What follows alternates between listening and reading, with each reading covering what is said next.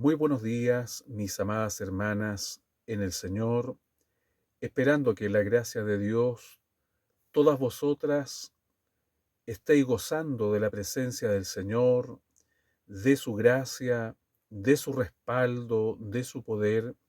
Les saludo fraterno en este nuevo desafío en el que deseo contribuir a la obra del Señor desde esta plataforma, compartiendo la palabra de Dios y también compartiendo algunos pensamientos que puedan ayudar, que puedan facilitar el entendimiento del material también de estudio que otorga nuestra iglesia para vuestra formación, que de paso también son lecciones muy valiosas para toda la hermandad.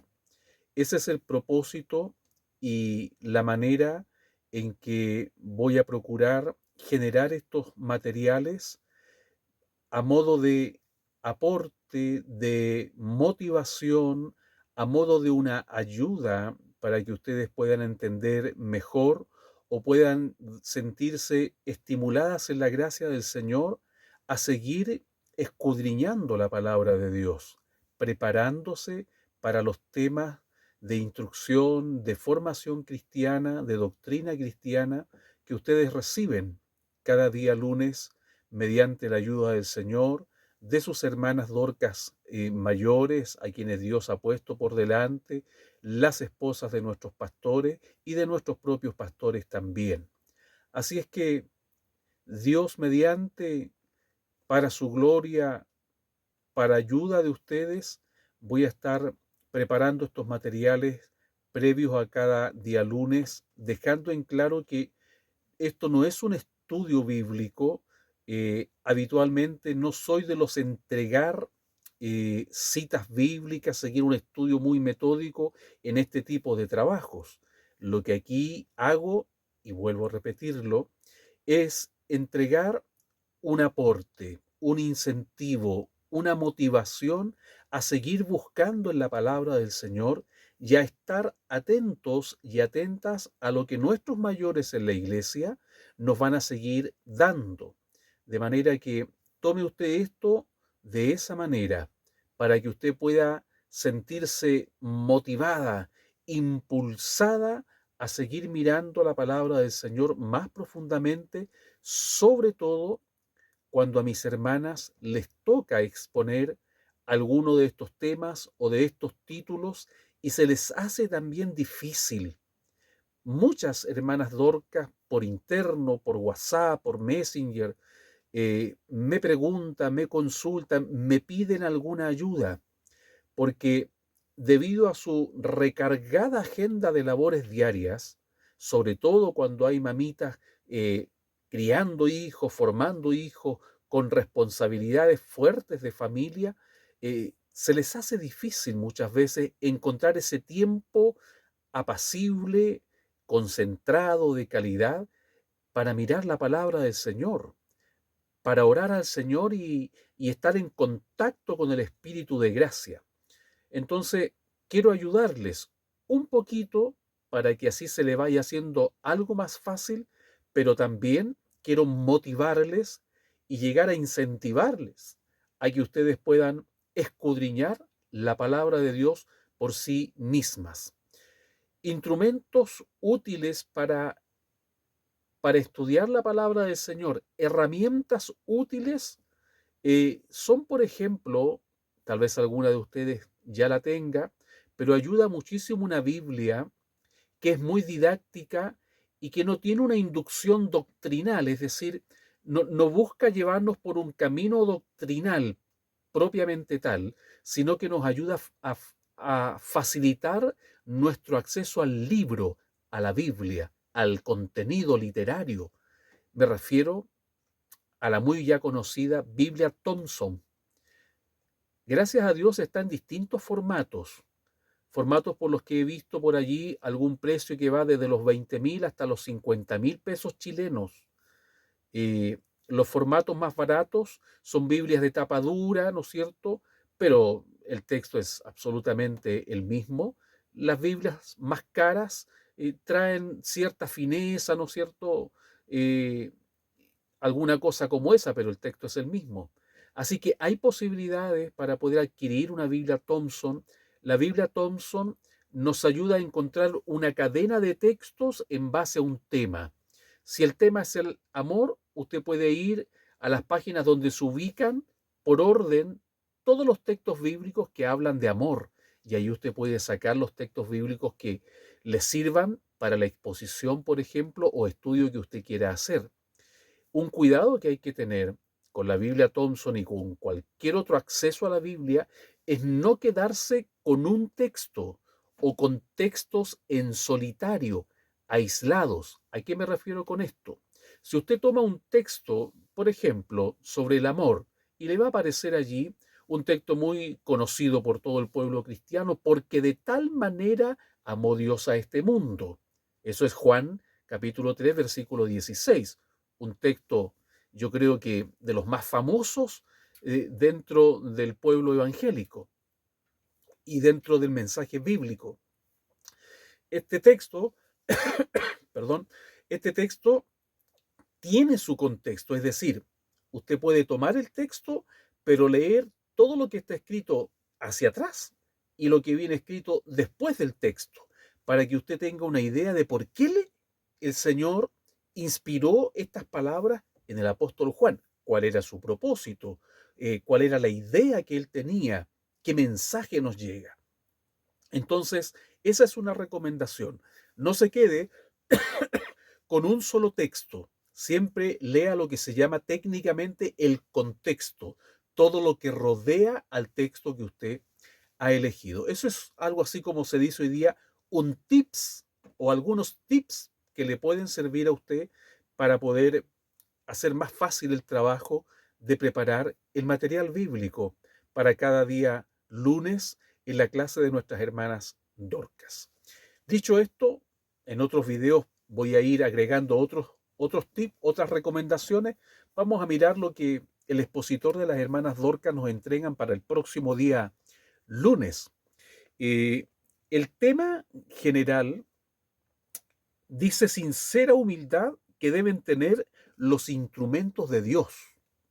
Sincera humildad que deben tener los instrumentos de Dios. Este tema está inspirado, está basado en la lectura bíblica que se encuentra en el primer libro del profeta Samuel, del Antiguo Testamento, en el capítulo 17, y nuestros pastores que preparan este material escogieron los versículos 52 al 58. Yo los voy a leer desde mi Biblia, siempre digo esto, ustedes van a seguir la lectura allí también en su Biblia. Lo más seguro es que ustedes tengan la Biblia Reina Valera 1960, que es la Biblia más usada por el pueblo cristiano. Como dice un doctor en las escrituras, un erudito español, la Reina Valera es la reina de todas las versiones de la Biblia en español. Todos hemos conocido la palabra de Dios a través de esta versión de la Biblia. Pero la Reina Valera 1960 usa un español o un castellano muy clásico, muy elegante, muy hermoso por lo demás. Usa un español muy romántico desde el punto de vista de la literatura. Es un español muy bello, pero en algunas partes este español no nos facilita el poder entender bien lo que está escrito, porque nosotros no usamos ese español a diario, en forma cotidiana. ¿Me explico un poco? Nosotros no estamos siempre tratándonos de vosotras sois, o vosotros iréis. No se usa ese tipo de español en forma diaria. La Biblia que estoy leyendo y usando es la Biblia para las Américas. La Biblia para las Américas mantiene buena parte de este español clásico, elegante, muy bello, pero en esas partes donde este español se hace difícil de entender, esta Biblia, la versión para las Américas, utiliza un español igualmente elegante, muy sobrio, pero más fácil de comprender. Y eso viene desde los idiomas originales, desde el hebreo, desde el arameo y desde el griego. De manera que yo voy a leer ahora el texto bíblico de Primera de Samuel 17, los versículos correspondientes a esta lección para las hermanas Dorcas, versículos 52 al 58. Desde esta versión de la Biblia, lo hago en el nombre del Señor Jesucristo. Dice así el texto bíblico, versículo 52. Y levantándose los hombres de Israel y de Judá, gritaron y persiguieron a los filisteos hasta el valle y hasta las puertas de Ecrón. Los filisteos muertos yacían a lo largo del camino a Saraim, aún hasta Gad y Ecrón. Regresaron los hijos de Israel de perseguir a los filisteos y saquearon sus campamentos.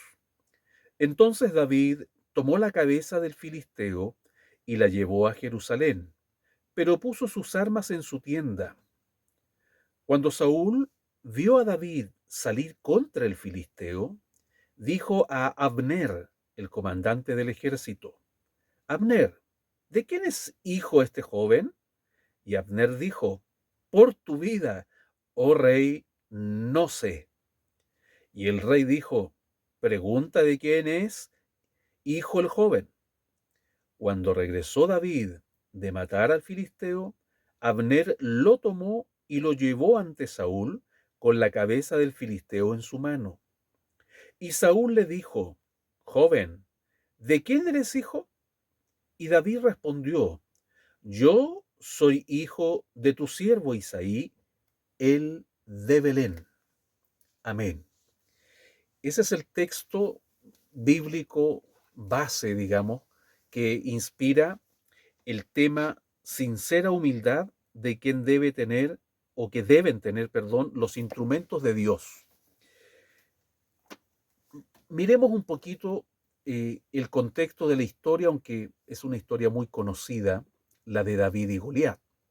Ya sabemos cómo se da toda esta historia en que el ejército filisteo está en el campo de batalla confrontando al ejército de Israel, pero los filisteos eran unos hombres de raza grande, ¿no?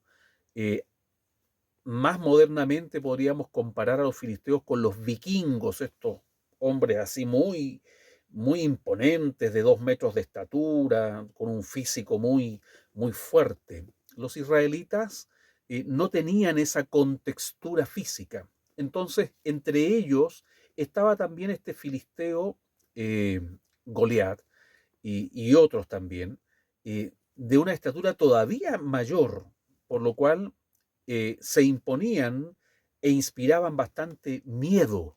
Sinceramente, miedo, básicamente eso, lo que inspiraban, y se aprovechaban de esa gran estatura.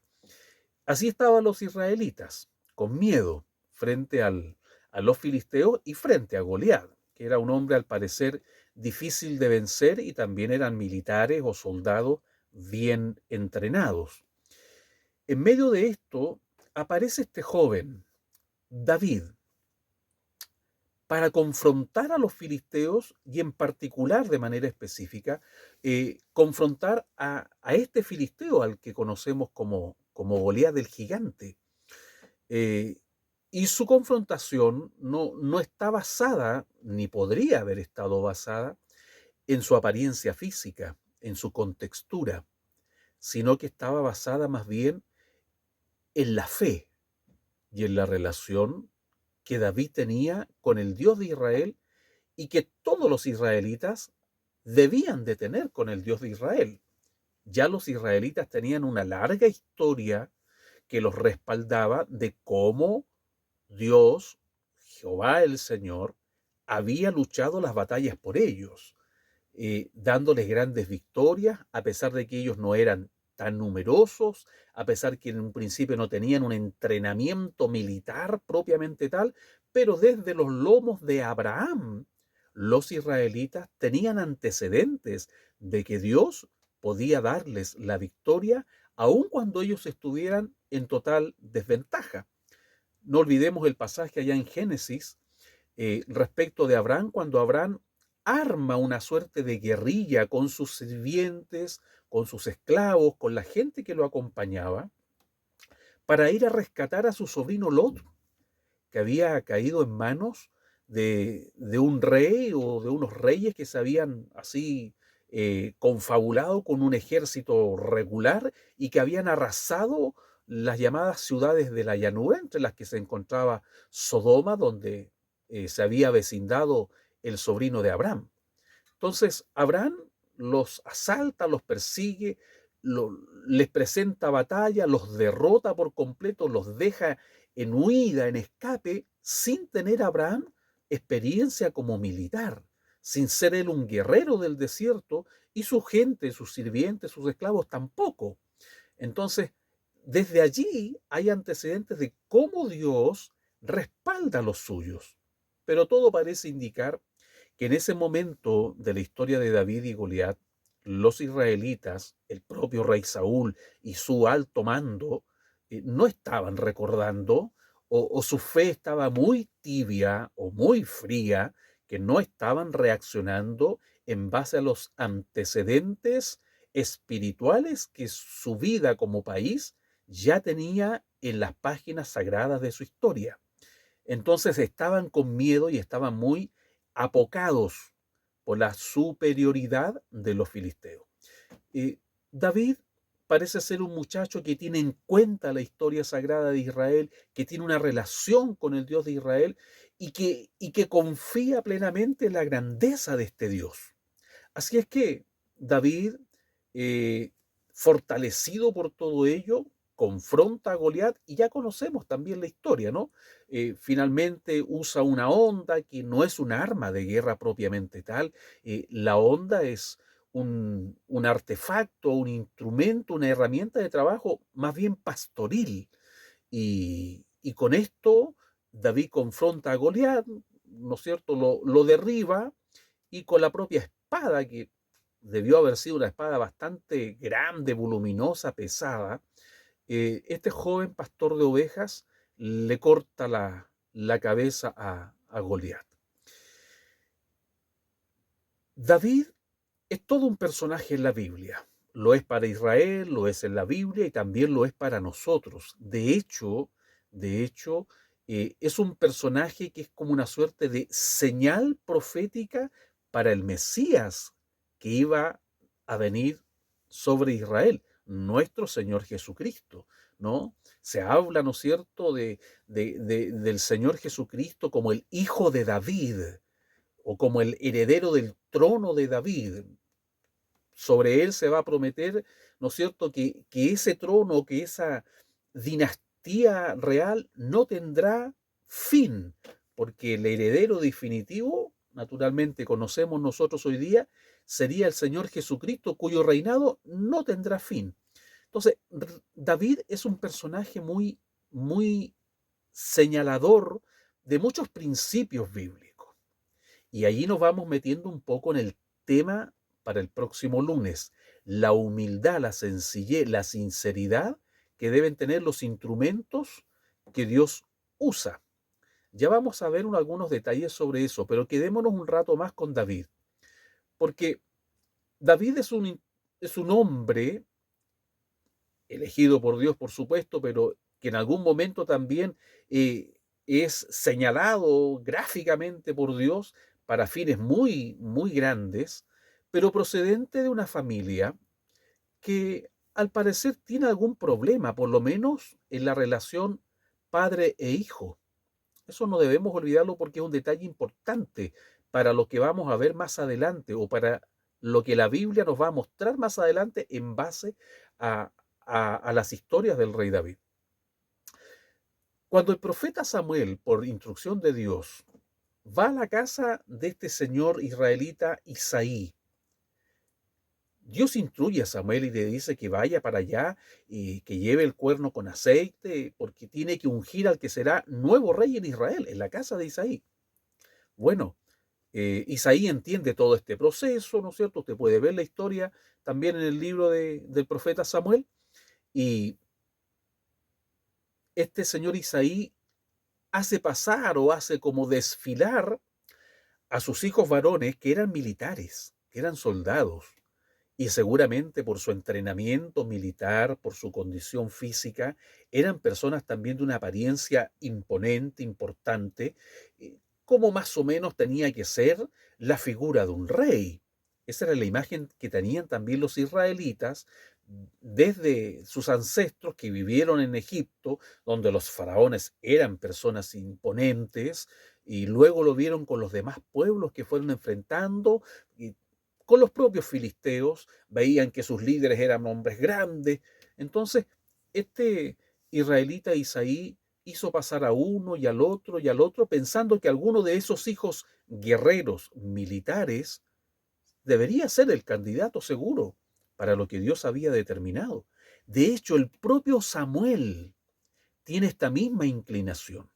No obstante, Samuel, como hombre de Dios y profeta del Señor, tiene una sensibilidad muy particular con Dios y escucha la voz del Señor. Entonces el Señor le aclara y le dice, mira, no te fijes en lo superficial, en las apariencias, en lo de afuera, porque yo no juzgo así para elegir una persona, yo me fijo en el corazón de las personas.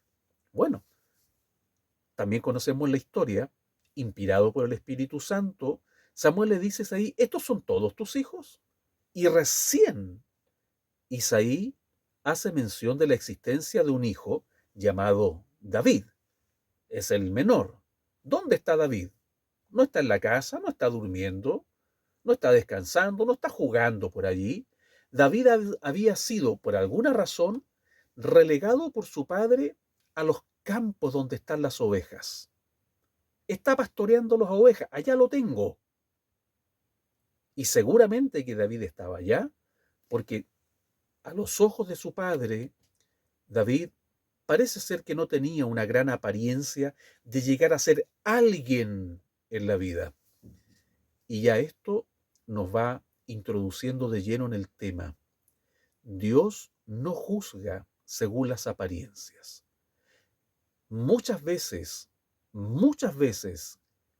a los hombres y a las mujeres que Dios va a tomar, que Dios va a usar para su gloria y beneficio de su obra, para llevar sus planes adelante, muchas veces a esas personas Dios las tiene en los lugares menos frecuentados.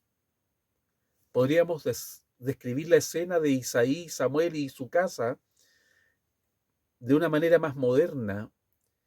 Y Samuel, el profeta, e Isaí, el padre de David, conscientes de lo que Dios en ese momento está haciendo, de entre sus hijos va a escoger rey para Israel, tenían en su mente la intención de ir a buscar al candidato a un regimiento, a una academia militar, a un lugar de importancia. Tal vez podrían haber ido a una universidad. Tal vez estaban pensando en los más letrados de los hijos de Isaí, en el que tendría mayor conocimiento, mayor educación. Pero Dios tenía al futuro rey de Israel, al hombre conforme a su corazón, lo tenía el Señor escondido, donde generalmente nosotros no iríamos a buscar a un candidato para una obra importante. Dios tiene formas a veces muy misteriosas de hacer sus cosas. Generalmente los planes de Dios son un misterio para nosotros hasta cuando todo se ha desarrollado y llegamos a experimentar las palabras de Pablo en Romanos, en su carta a los Romanos, cuando dice, después de describir todo el plan de salvación, es como que el apóstol se tomara la cabeza a dos manos y gritara, oh maravilla, oh excelencia, pero ¿quién puede entender la mente de Dios? Haber generado semejante plan de salvación. Pablo queda impresionado y nosotros también debiéramos quedar impresionados de cómo Dios escoge a las personas. A David, Dios lo tenía reservado allá en los campos, donde nadie hubiese ido para escoger un rey para Israel. Mis amadas hermanas, es importante que nosotros entendamos que Dios no juzga a las personas por su apariencia física, externa, ni tampoco por su currículum humano. Lo que Dios pesa, lo que Dios mira, es el corazón. Es decir, el asiento de los sentimientos, de las emociones. David era un pastorcillo de ovejas, un chiquillo que por alguna razón su papá no le vio, parece, mucho futuro más que ese, y lo mandó por allá lejos, no lo mandó llamar para que estuviera junto con sus hermanos, sino que cuando el profeta descartó a todos esos hijos candidatos, inspirado por el Espíritu Santo, pregunta a Isaí, recién Isaí declara que todavía queda un hijo.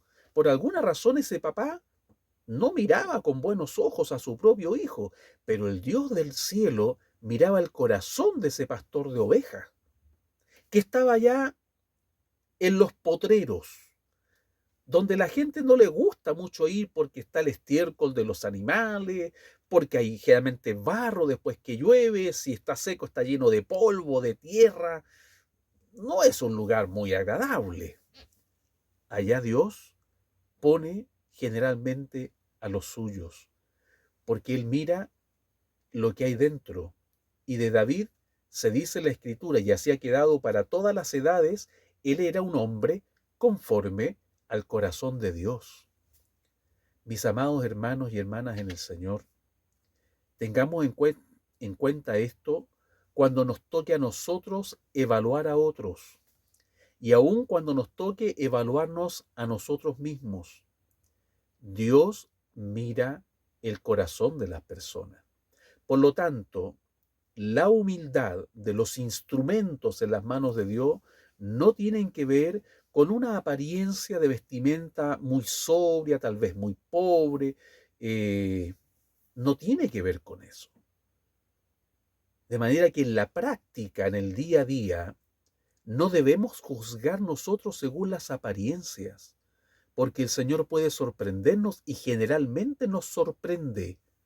Cuando nosotros creemos que el hermano o la hermana tales pueden ser unos instrumentos en las manos del Señor porque fueron a la universidad, porque tienen mucho conocimiento, porque vienen de una buena familia, porque hablan bonito, porque tienen un aspecto físico agradable, etcétera, etcétera. Cuando nosotros creamos que por esas apariencias o por esas características generales, humanas, externas, muy legítimas por lo demás, Dios puede echar mano de ello, nosotros estamos equivocados. ¿Que Dios puede usarlo? Por supuesto que sí, pero no olvidemos el principio. Dios evalúa el corazón, porque a veces detrás de un gran currículum, de una muy hermosa apariencia, puede haber un corazón orgulloso, puede haber un corazón pervertido. Pero vamos al otro extremo, porque muchas veces un corazón orgulloso, perverso, idólatra, egocentrista, se esconde detrás de una apariencia humilde. Se viste con los ropajes, a veces incluso de la pobreza. Yo he conocido personas de estrato social muy bajo, económicamente, educacionalmente, que tienen una apariencia de ser personas muy humildes. Pero nosotros confundimos generalmente esa humildad con sencillez de espíritu.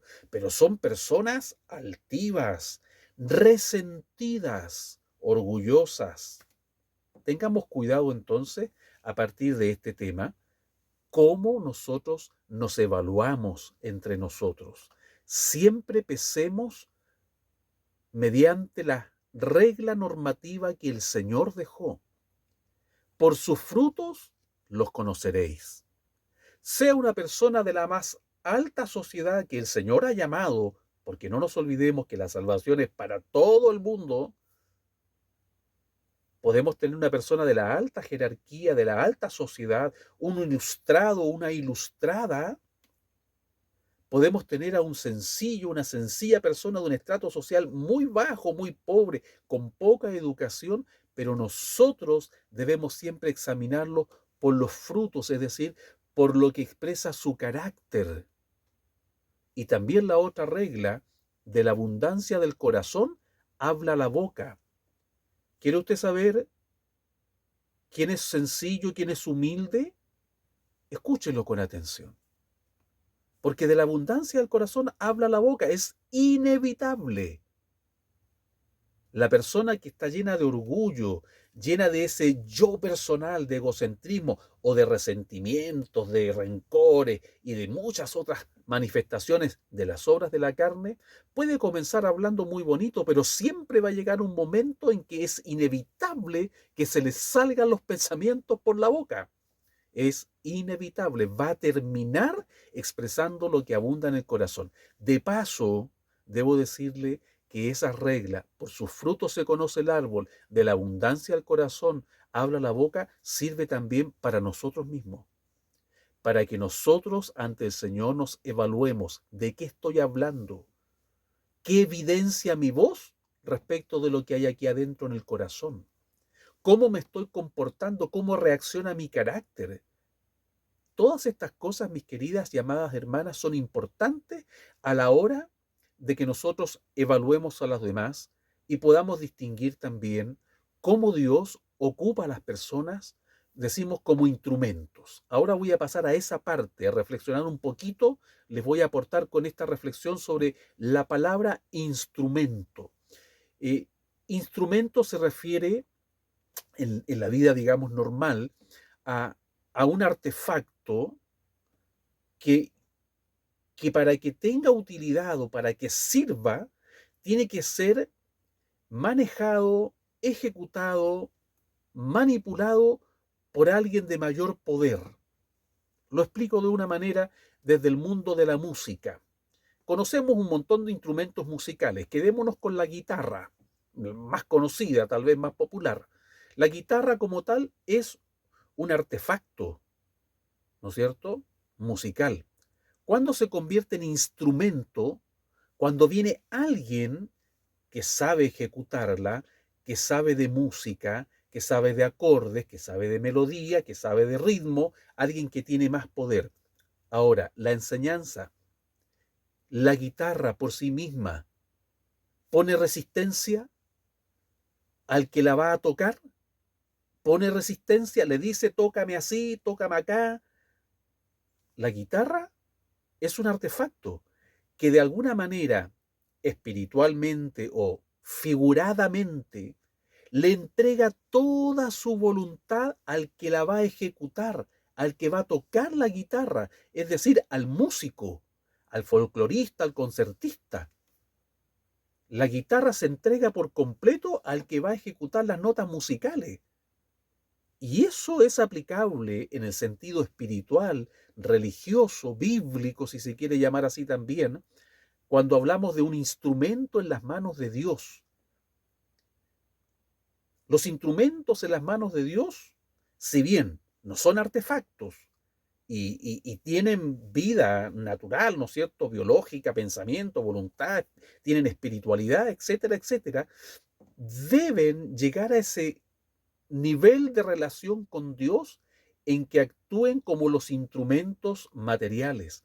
Un instrumento material no pone resistencia al que va a ejecutar. Por lo tanto, la enseñanza viene en que tenemos que aprender a decirle siempre al Señor, como dijo la mamá de Jesús: he aquí la sierva del Señor, hágase conmigo como sea su voluntad. Esa expresión, desde el idioma original griego, tiene que ver con el acto de una persona que no entiende lo que está pasando. De hecho, María no entendía cómo estaba quedando embarazada sin tener marido, cómo es que ella era la escogida para ser la madre del prometido Mesías de Israel. Ella no entendía nada, pero tuvo la actitud correcta y se convirtió en un instrumento en las manos de Dios porque no puso oposición. Entonces, para que cerremos el tema, eh, el instrumento en las manos de Dios puede ser cualquiera de nosotros, porque Dios no nos evalúa por lo humano, por lo externo, por las apariencias. Dios nos evalúa por nuestro corazón, por lo que sentimos, por lo que procesamos en el alma, en el espíritu. Allí está metido el ojo de Dios, por una parte. Por otra parte, el instrumento debe aprender a entregarse por completo en la voluntad del Señor.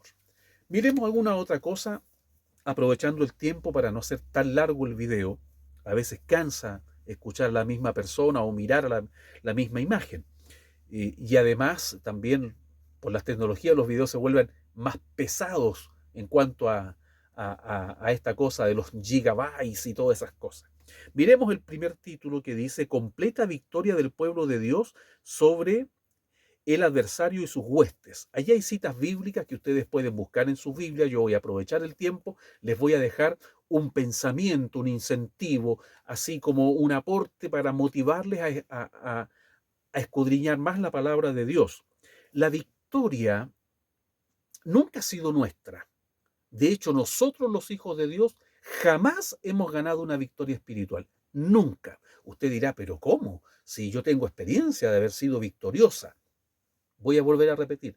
Nosotros, los hijos, las hijas de Dios, nunca hemos ganado una batalla, nunca hemos experimentado la victoria por nosotros mismos. La victoria que nosotros experimentamos, que usted ha experimentado, la debemos a la gran victoria del Señor. Lo que pasa es que el Señor nos prolonga esa victoria a nosotros. En palabras más sencillas, el Señor nos convida de su victoria. Por eso es que la palabra del Señor nos dice que en Cristo somos más que vencedores. En Cristo, no por nosotros mismos. Quiero de paso comentar, no se da en nuestras iglesias, pero se da en otras partes que no están muy lejos de nosotros, sobre todo con las tecnologías que tenemos hoy día. Hay lugares, iglesias evangélicas, donde se les enseña a la congregación a hacer actos supuestamente de fe, golpeen al diablo, pisoteen al diablo, salten encima del diablo, y un montón de cosas que rayan en la más absoluta extravagancia. Eh, Nosotros no debemos nunca tomar estas cosas de esa manera. Nosotros siempre refugiados en Cristo. Él ganó, Él tuvo la victoria, Él venció al adversario para siempre.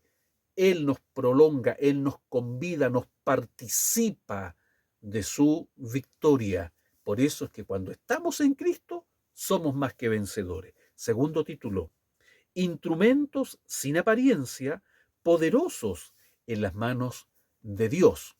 Aquí no tenemos que enfocarnos en lo externo, en lo físico. Ya lo dije en el asunto del tema. Dios evalúa lo interno, ¿no? Los instrumentos poderosos en Dios son los que no hacen alarde, son los que no hacen aspavientos, son los que no buscan publicidad, son los que no buscan el aplauso de las personas. Los instrumentos de Dios, junto con que puede ser cualquiera de nosotros, si nos rendimos por completo, acuérdese del ejemplo de la guitarra, por completo al Señor, el Señor puede usarnos como sus instrumentos en sus manos, a cualquiera, tengamos mucha educación, media educación, poca educación, Dios puede usar cualquiera de nosotros si nosotros nos rendimos completamente a Él. Pero esto es importante. Los verdaderos instrumentos de las manos del Señor nunca buscan su gloria. Lo que buscan son dos objetivos. Primero, yo esto lo grafico haciendo como una escuadra que trae para acá un ángulo de 90 grados. Una parte de la escuadra apunta hacia el frente y la otra hacia arriba. Los instrumentos en las manos de Dios buscan la gloria de Dios hacia arriba y también buscan ayudar, buscan el crecimiento, buscan bendecir, buscan servir a los demás. Ese es un instrumento genuino en las manos de Dios, el que busca la gloria de Dios y el beneficio de los demás sin que nadie se fije en él. Dato importante. Están las citas bíblicas que usted puede leer ahí también. Tercer y último título: presentándose con humildad ante la autoridad, con la evidencia de la victoria. Bueno, este título está basado en lo que leímos, ¿no es cierto?, respecto de de David cuando va con la cabeza, ¿no es cierto?, y se presenta delante del rey. Pero aquí hay que tener un cuidado particular. Nosotros no debemos caer de alguna manera en una costumbre insana de querer estar siempre 100% seguros o seguras de lo que va a pasar en el futuro para tomar decisiones. Eso es importante. No siempre vamos a tener la evidencia de lo que va a ocurrir. No siempre. La gran mayoría de las veces tendremos que dar un paso de fe, creyendo que el Señor está al control de todo y que Él nunca abandona a los suyos. A veces nos quedamos paralizados y estancados y no procedemos hacia adelante, no seguimos hacia el blanco de la soberana vocación, porque queremos tener la evidencia de que todo va a salir bien para adelante. Cuidado, mis hermanas, la gran mayoría de las veces Dios simplemente nos dice, avanza, camina. Muchas veces el Señor simplemente nos dice, confía en mí, yo haré. Entonces, tengamos cuidado con eso, pero también aprendamos de David que él, teniendo la evidencia de haber ganado una victoria muy grande en un momento crítico de la batalla, su carácter no se alteró. Esa es la enseñanza también que hay allí. Su carácter no se alteró. ¿Quién eres tú, joven? Podría haber dicho David, mire, yo soy mejor que todos sus soldados, pues señor rey. Mire su majestad, aquí le traigo la cabeza de un hombre que yo derroté solo y sus generales, sus soldados que estaban armados, que tienen experiencia, no fueron capaces de hacerlo. ¿Qué le parece? Ese soy yo.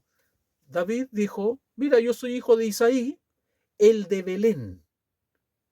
Esa expresión denota el carácter del hombre. Se le salió por la boca lo que realmente había en su corazón. Sencillez, humildad. Belén, ya lo dice la Biblia, Belén Efrata, tú que eres muy pequeña. Era una aldea, Belén. Dice la voz del profeta, como para ser considerada grande.